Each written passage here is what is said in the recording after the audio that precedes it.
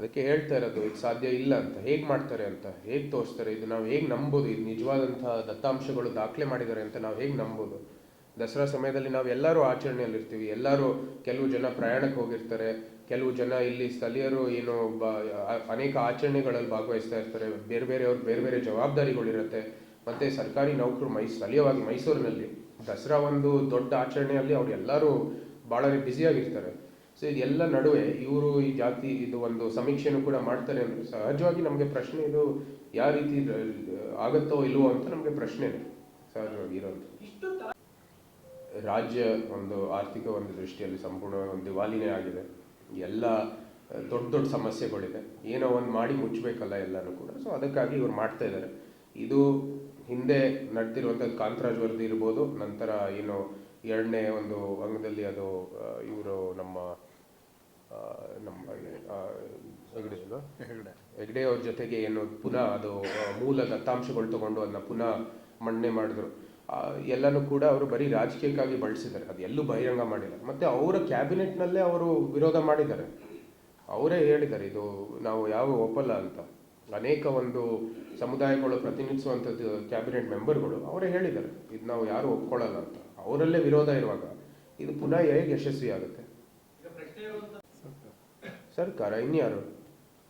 ತೆರಿಗೆ ಕಟ್ತಾ ಇರೋದು ಯಾರು? ನಾವೆಲ್ಲರೂ. ಆ ತೆರಿಗೆ ಹಣ ದುರ್ಬಳಕೆ ಮಾಡ್ತಾ ಇರೋದು ಯಾರು? ಸರ್ಕಾರ. ಆಗಲೇ 190 ಕೋಟಿ ಕಸದ ಪುಟ್ಟಿಗೆ ಬಿಸಾಕಿದ್ದಾರೆ, 440 ಕೋಟಿ ಈಗ. ಅದರಲ್ಲಿ ನಮ್ಗೇನೋ ಒಂದು ಫಲಿತಾಂಶ ಕಾಣದೇ ಇದ್ರೆ ಅಥವಾ ಸಮಾಜಕ್ಕೆ ನ್ಯಾಯ ಬರದೇ ಇದ್ರೆ ಸರ್ಕಾರದ ಹೊಣೆ ತಾನೆ. ಒಂದು ನೀವೆಲ್ಲರೂ ಗಮನಿಸಬೇಕಾಗಿದೆ, ಅಲ್ಲಿ ಸ್ಟ್ಯಾಂಪೀಡ್ ನಡೀತು ಬೆಂಗಳೂರಲ್ಲಿ. ಆ ಸಮಯದಲ್ಲೇ ಇದನ್ನ ತಿರಸ್ಕಾರ ಮಾಡಿದ್ದಾರೆ.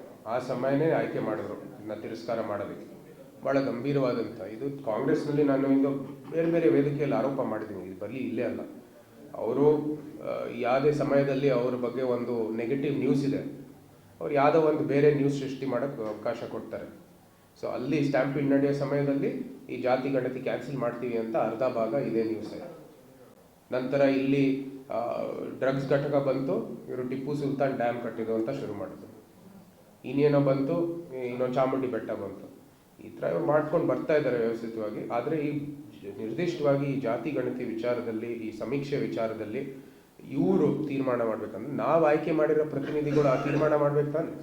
ಇದು ಪ್ರಜಾಪ್ರಭುತ್ವದ ವ್ಯವಸ್ಥೆಯಲ್ಲಿ ನಾವು ಕಾಂಗ್ರೆಸ್ ವರಿಷ್ಠರು ನಮ್ಮ ರಾಜ್ಯಕ್ಕೆ ಆಯ್ಕೆ ಮಾಡ್ಕೊಂಡಿಲ್ಲ. ಮುಖ್ಯಮಂತ್ರಿಗಳು, ಉಪಮುಖ್ಯಮಂತ್ರಿಗಳು, ಈ ಕ್ಯಾಬಿನೆಟ್ ಅನ್ನು ನಾವು ಆಯ್ಕೆ ಮಾಡ್ಕೊಂಡಿರೋದು, ನಮ್ಮ ಮತ ಅವ್ರು ಕೊಟ್ಟಿರೋದು. ಕಾಂಗ್ರೆಸ್ ವರಿಷ್ಠರು ಇರೋದು ಕಾಂಗ್ರೆಸ್ ಒಂದು ಚೌಕಟ್ಟಿನಲ್ಲಿ. ಅವ್ರು ಹೇಗೆ ತೀರ್ಮಾನ ಮಾಡಿದ್ರು ಮತ್ತು ಅವರ ಒಂದು ನಿರ್ದೇಶನ ಮೇರೆಗೆ ಈ ರಾಜ್ಯ ನಡೀತಾ ಇದೆಯಾ ಏನು ಅಂತ ನಾವು ಪ್ರಶ್ನೆ ಮಾಡಬೇಕಾಗಿದೆ. ಈಗ ಕೇರಳಗೆ ಒಂದು ಆನೆ ಅಲ್ಲಿ ಹೋಗ್ಬಿಟ್ಟು ಏನಾದರೂ ದಾಳಿ ಮಾಡಿದ್ರೆ ಅದಕ್ಕಾಗಿ ಪರಿಹಾರ ಅಲ್ಲಿಗೆ ಹೋಗುತ್ತೆ.